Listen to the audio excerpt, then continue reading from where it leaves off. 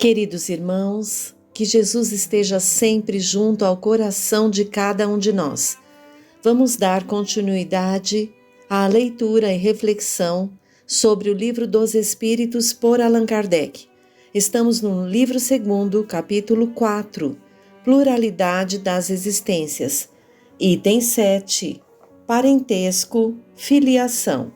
Pergunta 203 de Allan Kardec. Os pais transmitem aos filhos uma porção de sua alma ou nada mais fazem do que lhes dar a vida animal a que uma nova alma vem juntar, depois à vida moral? Somente a vida animal, porque a alma é indivisível. Um pai estúpido pode ter filhos inteligentes e vice-versa. Pergunta 204. Desde que tivemos muitas existências, o parentesco remonta às anteriores? Não poderia ser de outra maneira. A sucessão das existências corpóreas estabelece entre os espíritos liames que remontam às existências anteriores. Disso decorrem frequentemente as causas de simpatia entre vós e alguns espíritos que vos parecem estranhos. 205. Segundo certas pessoas, a doutrina da reencarnação parece destruir os laços de família, fazendo-as remontar às existências anteriores?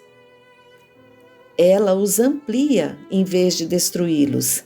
Baseando-se o parentesco em afeições anteriores, os laços que unem os membros de uma mesma família são menos precários. A reencarnação amplia os deveres da fraternidade, pois no vosso vizinho ou no vosso criado pode encontrar-se um espírito que foi do vosso sangue. 205A. Ela diminui, entretanto, a importância que alguns atribuem à sua filiação, porque se pode ter tido como pai um espírito que pertencia a uma outra raça ou que tivesse vivido em condição bem diversa? É verdade, mas essa importância se baseia no orgulho. O que a maioria honra nos antepassados são os títulos, a classe, a fortuna.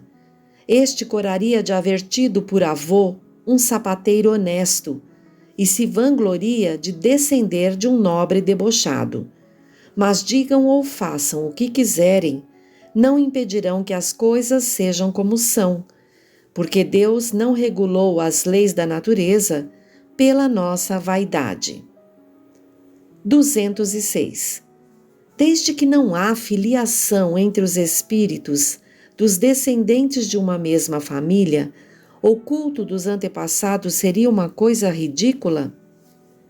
Seguramente não, porque devemos sentir-nos felizes de pertencer a uma família na qual se encarnam espíritos elevados. Embora os espíritos não procedam uns dos outros, não têm menos afeição pelos que estão ligados a ele por laços de família, porque os espíritos são frequentemente atraídos a esta ou aquela família por causa de simpatias ou ligações anteriores. Mas acreditai que os espíritos de vossos antepassados não se sentem absolutamente honrados com o culto que lhes tributais por orgulho. Seu mérito não recai sobre vós, senão na medida em que vos esforçais por seguir os seus bons exemplos. Somente assim a vossa lembrança lhes pode ser não agradável, mas até mesmo útil. Item muito importante para a nossa reflexão. Parentesco, filiação, pois que todos nós pertencemos a alguma família consanguínea. E já na primeira pergunta que Kardec faz, se os pais transmitem aos filhos uma porção da sua alma, a resposta é muito clara. Somente transmitem aos filhos a vida animal. Como diz o Evangelho segundo o Espiritismo por Allan Kardec, lá no capítulo 14, Honra a teu pai e tua mãe, logo no primeiro parágrafo, é esclarecida essa questão quando se diz, abre aspas, os laços de sangue não estabelecem necessariamente os laços espirituais. O corpo procede do corpo, mas o espírito não procede do espírito, porque este existia antes da formação do corpo. O pai não gera o espírito do filho, fornece-lhe apenas o envoltório corporal, mas deve ajudar seu desenvolvimento intelectual e moral para o fazer progredir. Fecha aspas. Por isso, a resposta da espiritualidade superior aqui a Kardec é muito clara. Somente a vida animal é transmitida, porque a alma é indivisível. Nas próximas respostas, a espiritualidade superior afirma as reencarnações remontam sim às existências anteriores, então haveremos de reencontrar o mesmo grupo de espírito, como outros espíritos, claro, mas o mesmo grupo, a fim de sublimar, a fim de nos elevar também nos relacionamentos.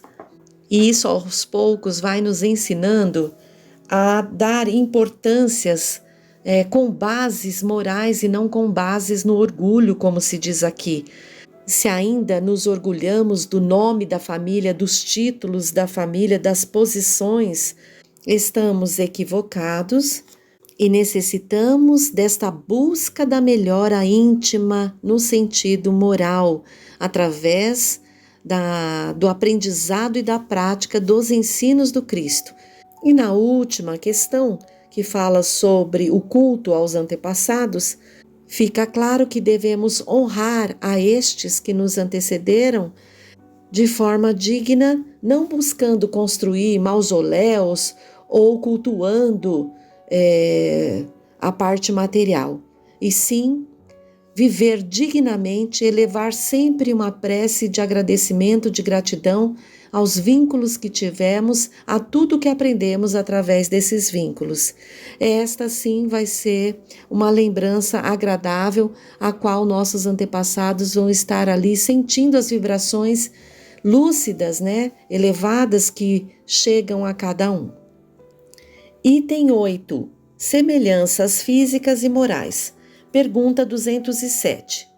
Os pais transmitem aos filhos quase sempre semelhança física. Transmitem também semelhança moral? Não, porque se trata de almas ou espíritos diferentes. O corpo procede do corpo, mas o espírito não procede do espírito. Entre os descendentes das raças, nada mais existe do que consanguinidade. 207A. De onde vêm as semelhanças morais que existem às vezes entre os pais e os filhos? São espíritos simpáticos, atraídos pela afinidade de suas inclinações. Então, mais uma vez, a espiritualidade reforça a Kardec que apenas a vida animal é transmitida. Não há transmissão das questões morais. E é muito interessante porque Kardec pergunta, mas de onde vêm as semelhanças morais entre os pais e os filhos? E aí a resposta posterior vem clara. São espíritos simpáticos atraídos pela afinidade de suas inclinações. Pergunta 208. O espírito dos pais não exerce influência sobre o do filho após o nascimento? Exerce e muito, como já dissemos. Os espíritos devem concorrer para o progresso recíproco. Pois bem, o espírito dos pais tem a missão de desenvolver o dos filhos pela educação. Isso é para ele uma tarefa. Se nela falhar, será culpado. Essa é uma resposta muito importante para o nosso aprendizado, pois fica claro que cabe aos pais ou à pessoa responsável acolher o espírito que reencarna e direcioná-lo da melhor forma para que este atinja o seu progresso. Nos campos da moralidade, nos campos da intelectualidade, pois que o espírito necessita progredir. Então, que cada um de nós dê uma parada e observe, estamos dando os exemplos necessários àqueles aos quais dependem de nós para esse caminho, para a busca desse caminho do progresso, no campo moral, no campo intelectual? Estamos nós dando exemplo de esforço, de inclinação para os ensinos do Cristo Jesus, colocarmos em prática esses ensinamentos, buscarmos a prática desses ensinamentos? Estamos exemplificando? Porque já sabemos, a palavra convence, mas o exemplo arrasta. Então, muito importante essa questão para que possamos fazer a nossa reflexão, autoavaliação e as transformações as quais necessitamos para que a nossa sociedade vá ali melhorando. Pergunta 209. Por que pais bons e virtuosos têm filhos perversos? Ou seja, por que as boas qualidades dos pais não atraem sempre por simpatia bons espíritos como filhos? Um mau espírito pode pedir bons pais na esperança de que seus conselhos o dirijam por uma senda melhor, e muitas vezes Deus o atende. Vejam que bênção que é a reencarnação e o quanto Deus pode ser misericordioso, compassivo em nos direcionando a famílias que hão de nos passar bons exemplos, bem como sempre dar oportunidade a cada um de nós de nos aprimorarmos para essas experiências que, se já passaram, virão novamente, seja através de outras encarnações ou nessa mesma, a missão de direcionar os espíritos que Deus nos encaminha. Olha que bênção. Pergunta 210. Os pais poderão, pelos seus pensamentos e as suas preces, atrair para o corpo do filho um bom espírito em lugar de um espírito inferior? Não, mas podem melhorar o espírito da criança a quem deram nascimento e que lhes foi confiada. Esse é o dever. Filhos maus são uma prova para os pais. 211. De onde vem a semelhança de caráter que existe frequentemente entre os irmãos, sobretudo entre os gêmeos? Espíritos simpáticos, que se aproximam pela similitude de seus sentimentos e que se sentem felizes de estar juntos. Interessante, viu? Interessante observarmos que entre irmãos pode haver essa semelhança de caráter, sendo essa semelhança provinda das simpatias entre eles, no caso. Pergunta 212. Nas crianças cujos corpos nascem ligados e que têm certos órgãos comuns, há dois espíritos, ou seja, duas almas? Sim, mas a sua semelhança faz que, muitas vezes, não vos pareçam mais do que uma. 213. Mas se os espíritos se encarnam nos gêmeos por simpatia, de onde vem a aversão que às vezes se nota entre eles? Não é uma regra que os gêmeos tenham de ser espíritos simpáticos. Espíritos maus podem querer lutar juntos no teatro da vida. Vejam só, a vida nos traz as possibilidades de presenciarmos essas situações, muitas vezes até dentro da própria família, e aí verificar o quanto os gêmeos têm simpatia ou antipatia entre si, e desenvolverem ali seus vínculos, aprimorarem seus vínculos aí, conforme a proposta reencarnatória, né? 214. Que pensar das histórias de crianças que lutam no ventre da mãe? Imagem. Para figurar que o seu ódio era muito antigo, fazem-no remontar à fase anterior ao nascimento. Geralmente não percebeis bem as imagens poéticas. Pergunta 215. De onde vem o caráter distintivo que se observa em cada povo? Os espíritos também formam famílias pela similitude de suas tendências, mais ou menos purificadas segundo a sua elevação. Pois bem, um povo é uma grande família em que se reúnem espíritos simpáticos. A tendência a se unirem que têm os membros dessas famílias é a origem da semelhança que determina o caráter distintivo de cada povo. Acreditas que espíritos bons e humanos procurarão um povo duro e grosseiro? Não. Os espíritos simpatizam com as coletividades, como simpatizam com os indivíduos. Procuram o seu meio.